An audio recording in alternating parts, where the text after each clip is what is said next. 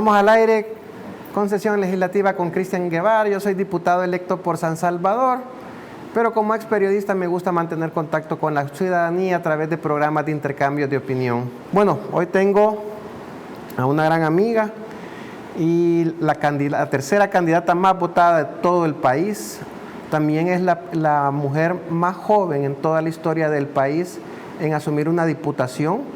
Les presento a Dania González. Ya la hemos tenido en este programa, pero hoy vamos a tenerla como una nueva faceta. Primero como diputada electa y segundo ya hablando sobre un tema específico que es la reconversión de la infraestructura del transporte público, un tema que a todos los salvadoreños nos atañe. Gracias a toda la audiencia de sesión legislativa acá por TVO. Para mí pues siempre es un placer compartir con cada uno de ustedes y sobre todo tener esta cercanía y este contacto e interacción en los medios de comunicación, porque de acá en adelante pues tenemos que estar al tanto. Experiencia en organizaciones juveniles, sociedad civil, dentro de la universidad, trabajando de manera diferente en mi trayectoria y nunca nos habíamos sentido representados los jóvenes por esos actuales diputados que tenemos en la Asamblea Legislativa o por los partidos políticos tradicionales. Ahora la dinámica es diferente. Yo veía noticias bastante agradables que el 80% de los votantes fuimos jóvenes. Quiere decir que nosotros somos el bono demográfico más grande en El Salvador, eso los estudios lo han demostrado. Las mujeres incluso somos mayoría también en El Salvador, y quiere decir que entre jóvenes y mujeres nos han apoyado muchísimo y nos han posicionado a tal punto de que la población salvadoreña de verdad está confiando en nosotros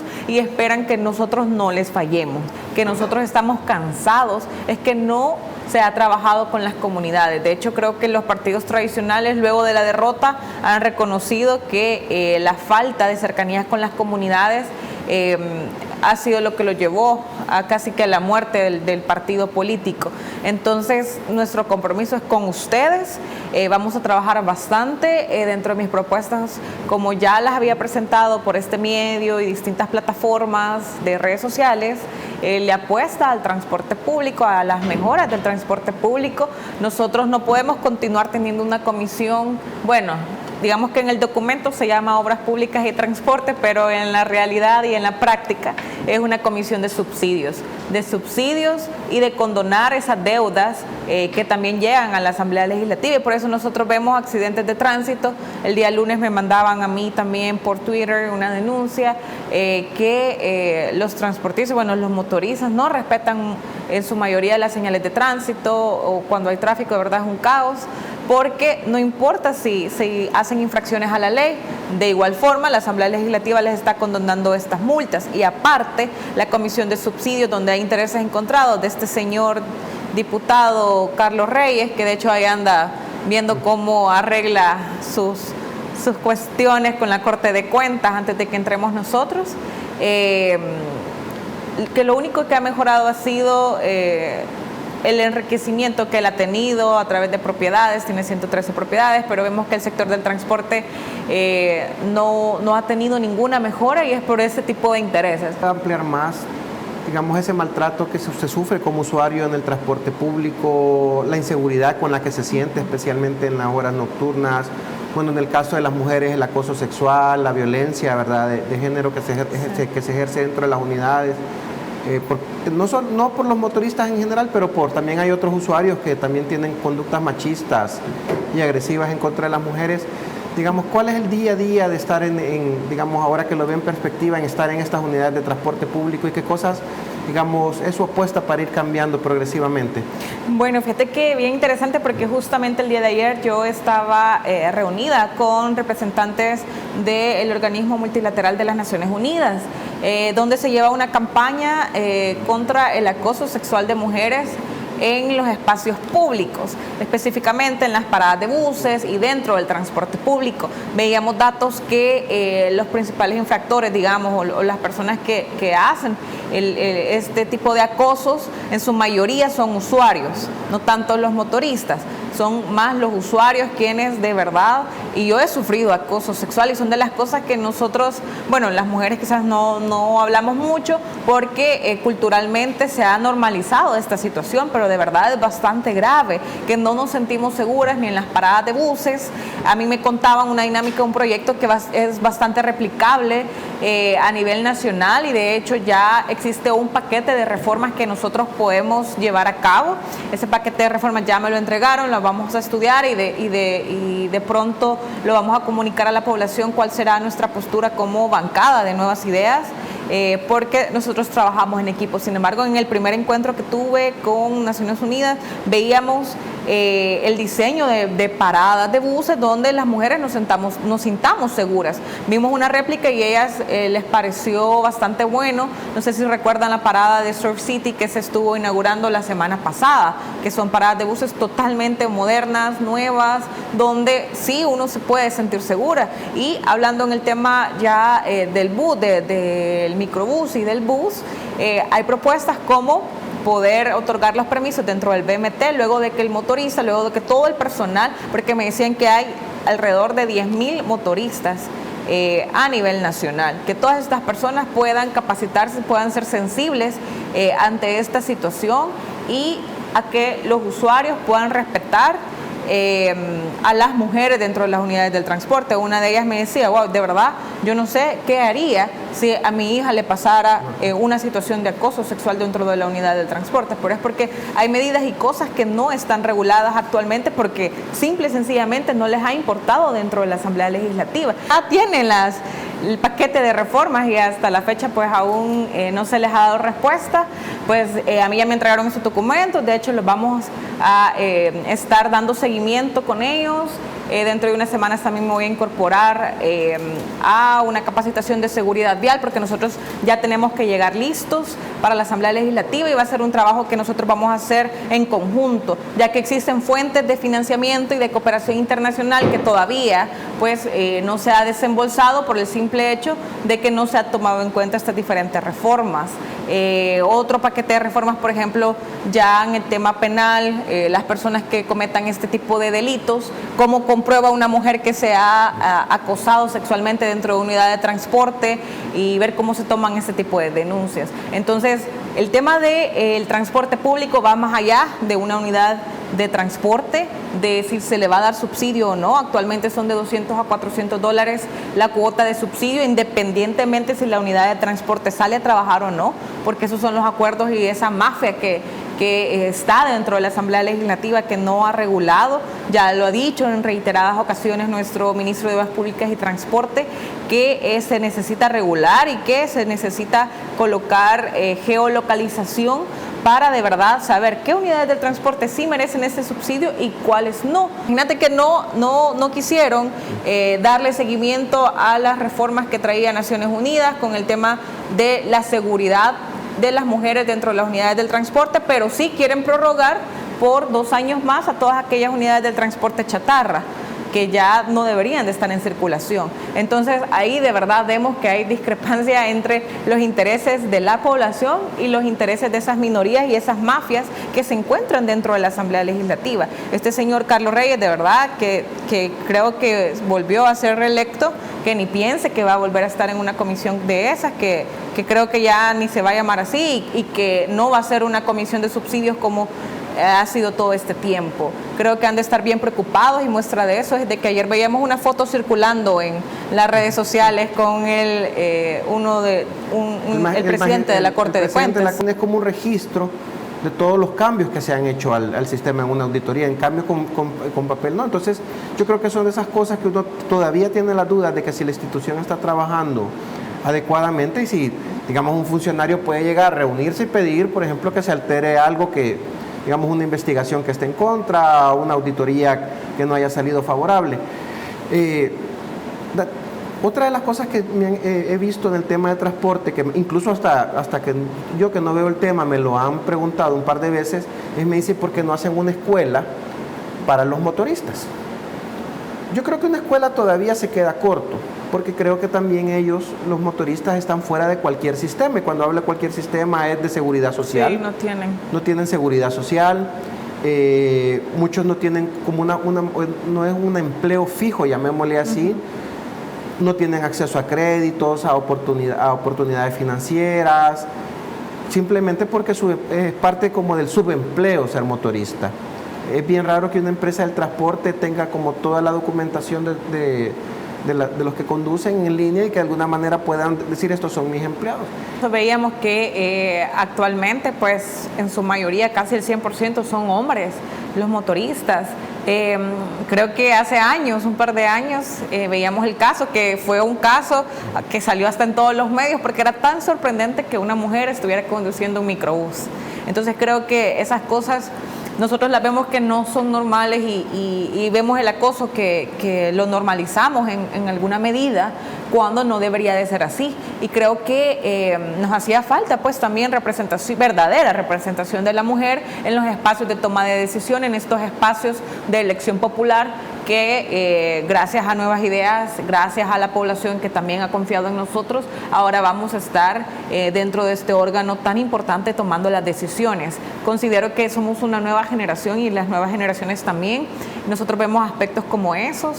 De hecho, está planteada ya una propuesta por parte de Naciones Unidas para ver el tema de la sensibilidad de los motoristas hacia el género, hacia los abusos, hacia no permitir los abusos dentro de las unidades del transporte antes de emitir un permiso por parte del BMT.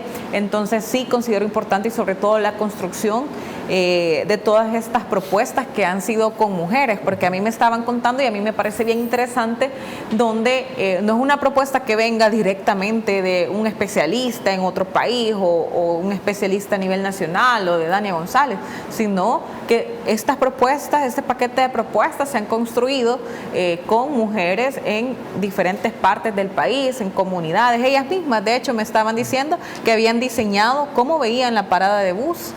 O sea, desde eso hasta poder empoderarse ellas de esos espacios. Veíamos también que era un tema articulado, de que si bien es cierto, las mujeres pueden proponer esto, pero al final tampoco depende únicamente de la Asamblea Legislativa, sino que ahí es donde se ven esas alianzas, esa articulación de esfuerzos, porque la municipalidad tiene mucho que ver. La municipalidad es al final a quien le pertenece por ley, por algunos reglamentos, y que no siempre está regulado. Por eso hay que revisar bastante bien ese tema, porque no siempre está regulado de quiénes son las paradas de buses, por ejemplo. Imagínate que vemos todo el tema de movilidad, desde que una mujer sale de su casa hasta que llega al trabajo o hasta que llega a dejar a sus niños al centro de estudios.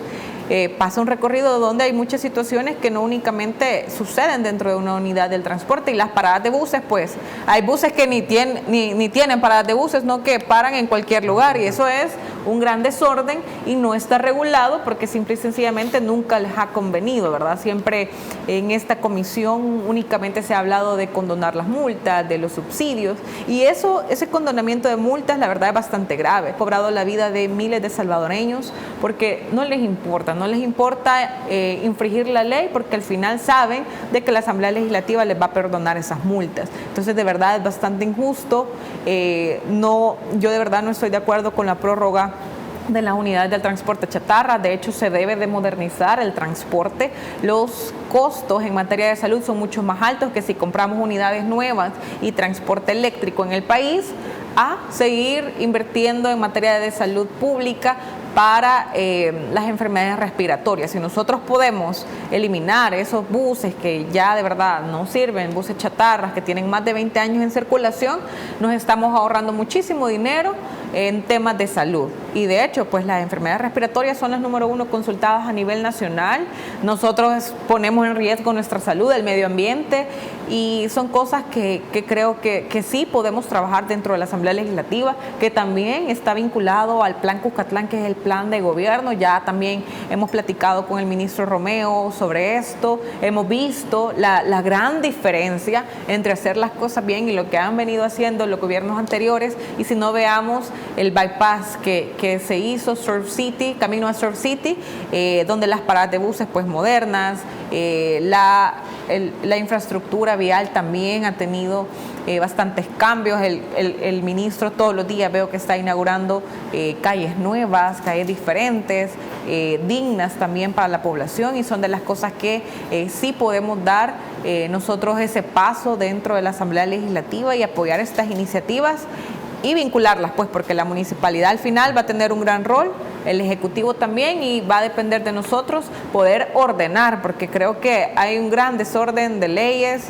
hay un gran desorden de cosas dentro de la Asamblea Legislativa que al final ha sido para beneficiar los intereses de los mismos de siempre. ¿Qué casos podías mencionar o qué estudios has visto que pueden ser factibles en el caso de El Salvador? Tú has mencionado también el tema del transporte eléctrico, ¿verdad? Sí, bueno, nosotros veíamos, por ejemplo, el Banco Interamericano de Desarrollo nos dice que de acá al 2030 los índices de motorización, que es el tener más vehículos dentro de un país, va a aumentar para América Latina el 40%. Eso quiere decir que el tráfico va a ser peor y que si nosotros no buscamos una solución en estos momentos, porque hay medidas que te digo que nosotros ya vamos a implementar el 1 de mayo, hay medidas a corto plazo, pero nosotros también tenemos que pensar en la sostenibilidad del transporte público, en el futuro del transporte público, porque al final pues eso valida un derecho, y es el derecho a la movilidad que nosotros los salvadoreños nos merecemos.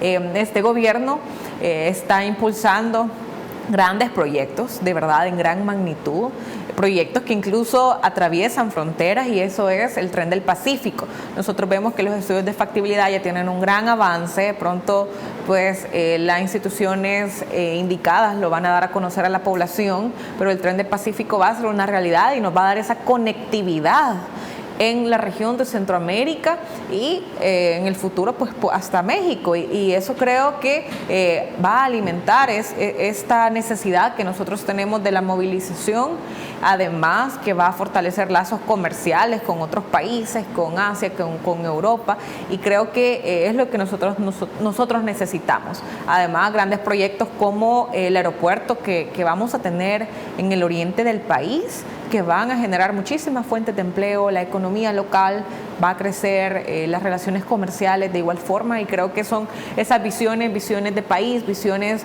al futuro, con las cuales el presidente Nayib Bukele en su momento se postuló como candidato a la presidencia, y ya vemos ciertos avances con esto. Y con lo que mencionas, bueno, en Bogotá, pues se ha implementado, se llevaron estos buses eléctricos y han tenido una gran funcionalidad. Creo que nuestro país nos merecemos eso, y creo que son de las estrategias, nosotros lo vemos como en el futuro, pero hay países que ya lo están haciendo. El Banco Interamericano de Desarrollo ha recomendado también este tipo de transporte, ya que reduce la huella de carbono que estamos dejando nosotros a nivel mundial, ¿verdad? Entonces, al poder regular esto, nuestro medio ambiente va a mejorar, nuestras condiciones también, porque el transporte público debe de ser digno, debe de ser seguro, debe de verdad darnos esa sostenibilidad que nosotros necesitamos, y al final pues articulados con el gobierno, grandes proyectos que se pueden hacer, y de hecho existen las fuentes de cooperación, existen esos fondos, pero que a la fecha pues no se han implementado por la simple y sencilla manera de que la actual Asamblea Legislativa tiene esos intereses encontrados y no les conviene. O sea, para que algunos pocos generen ingresos, debe de existir un gran desorden del transporte público, deben de ser las peores unidades chatarras en el país, y eso les conviene a ese sector. Pero creo que con la llegada de esta nueva bancada a la Asamblea Legislativa, y que nosotros velemos por los intereses de la población, las condiciones van a ser totalmente diferentes, y con medidas a corto, mediano y largo plazo, pues nosotros vamos a tener un futuro bastante comprometedor con el tema del transporte público, porque de los transportistas a tener una Asamblea Legislativa donde vamos a construir todas las iniciativas con ustedes, y de verdad cosas como esas, que los precios diferenciados puedan ser para los estudiantes y para las personas de la tercera edad, pues a mí me parecen bien, porque al final es nuestro dinero, son nuestros impuestos. Hemos estado beneficiando a sectores que no nos han dado nada, que nunca hicieron nada por por mejorar las condiciones, por modernizar el transporte público y que ahora pues gracias a una nueva Asamblea Legislativa, gracias a una nueva visión podemos transformarlo. Bueno, ahorita que estaba viendo el tema del acoso sexual me acabo de acordar que el fiscal Raúl Melara todavía nos debe la captura del acosador de periodistas del partido Arena, Jaime Perla. Así que, señor fiscal, si nos está viendo o si alguien de la fiscalía nos está viendo, les recuerdo que tenemos ese tema pendiente, ¿verdad? Que no es un tema de partidos políticos, sino es un tema de cumplirle la justicia y especialmente a las mujeres acosadas de este país. Así que recordamos que el señor Jaime Perla ahí debe cuentas por la justicia. Bueno, vi un post de él que decía que estaba dispuesto a colaborar. Bueno, que colabore y se entregue si la fiscalía no cumple. También les tenemos un anuncio. Tal vez mis compañeros de redes sociales ahí me lo pueden actualizar también. En un momento nos vamos a tener un enlace con Felipe Ray Tyson, aquí en vivo. Daniel, vamos a poder compartir con Felipe. Quienes no conocen a Felipe, es un youtuber salvadoreño muy famoso que vino para las elecciones, que vivió de primera mano. Él vive en Estados Unidos y ha estado muy de cerca comunicando todos los avances que estamos teniendo en El Salvador. Así que vamos a tener a Felipe Ray Tyson, que te le digo es una personalidad, muy buena persona. Lo vamos a tener en unos minutos al aire. Dani, ¿qué otras propuestas llevan? A mí me llama la atención que, digamos, ha incursionado en temas cuando uno, ¿cuántos tiene? 26 años. 26. ¿verdad? 26 años, la diputada más joven en la historia de El Salvador. Pero también me llama la atención que no se ha encasillado en temas de juventud. También tenemos otro diputado que va a ser muy joven también, Rubén Flores, y no se han encasillado en temas de juventud, porque es normalmente, yo soy joven, a mí me encasillan en temas de juventud, yo soy mujer, tengo que ver género, cuando eso también me parece que es una manera simplista de valorar a una mujer joven, ¿verdad? Decir, bueno, como es joven en política, en estas comisiones tiene que estar. En su caso he visto que ha querido trascender de esto, de dónde viene, digamos, pensar yo puedo estar en esta comisión, ¿qué otros temas le han interesado? ¿Qué otros temas va a desarrollar en esta legislatura que viene? Bueno, con 26 años cualquiera tiene una carrera política por delante, ¿verdad? O tiene una oportunidad que, como le digo, no nos han dado un cheque en blanco. Creo que es una enorme responsabilidad. Tener 56, primero es como el número mágico, la alineación de los astros, pero también es una enorme responsabilidad de la gente de decir, ok, no es que les hemos dado un cheque en blanco, es que les hemos dado el cheque para que cumplan lo que el presidente Nayib Bukele está solicitando, está necesitando y ver los cambios en el país, porque con casi 20 meses, y le digo, con una asamblea legislativa visceral, con una posesión visceral y torpe, porque ha sido torpe en contra, pero el presidente ha logrado salir, entonces la gente espera que con nosotros, con la nueva bancada, con la nueva asamblea, hayan cambios rápidos y radicales en cómo estamos cómo ir mejorando El Salvador. ¿Qué otros temas va a tocar, Dania, digamos, dentro de esta asamblea? Sí, bueno, yo de verdad sí no quiero encasillarme únicamente en temas de juventud. Obviamente tengo bastante experiencia en eso, pero desde acá tenemos que demostrar que nosotros podemos trabajar por hombres, por mujeres, en igualdad de condiciones, independientemente de la edad. Tenemos esa capacidad, esa experiencia y con mucho profesionalismo, valores y con la cercanía de ustedes, nosotros lo podemos lograr. Y de hecho inspirar a más jóvenes para que en las próximas elecciones podamos tener una mayor representación de jóvenes en elecciones populares. Entonces, a mí, de verdad, de los temas que más me apasionan, de los que he venido trabajando, ha sido el tema de fortalecimiento institucional, temas, por ejemplo, de transparencia. Y este fortalecimiento institucional creo que nosotros lo podemos llevar a cabo dentro de estas reformas que podemos hacer a las elecciones de funcionarios de segundo grado, porque sí considero que la justicia ha sido selectiva en este país, es muy lamentable, y ya decía acá nuestro compañero, nuestro amigo Cristian, vemos cómo la Fiscalía siempre está actuando para proteger los intereses de los partidos políticos tradicionales, y de hecho ya sabemos que el fiscal es arenero. Él ha hecho la campaña de los ex candidatos a la presidencia perdedores del partido Arena, entonces está defendiendo los intereses de ese partido político. ¿Por qué tenemos que nosotros conformarnos con un fiscal que no es imparcial?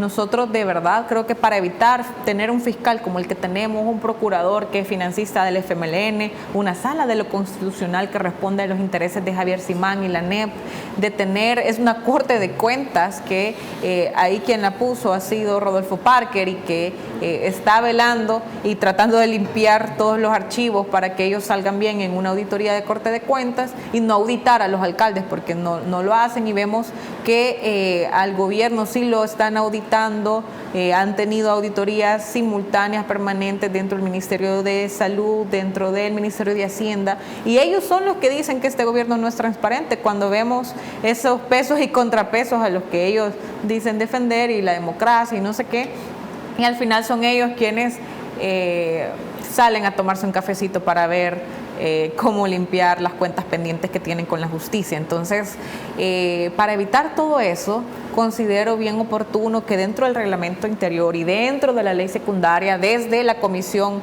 que actualmente se llama Comisión Política y que creo yo que puede tener una reingeniería completa con la nueva Asamblea Legislativa, esta comisión, se pueden regular de que los perfiles de estos candidatos, que de hecho en este año la nueva legislatura tiene que elegir a 5 magistrados de la Corte Suprema de Justicia, sean perfiles idóneos.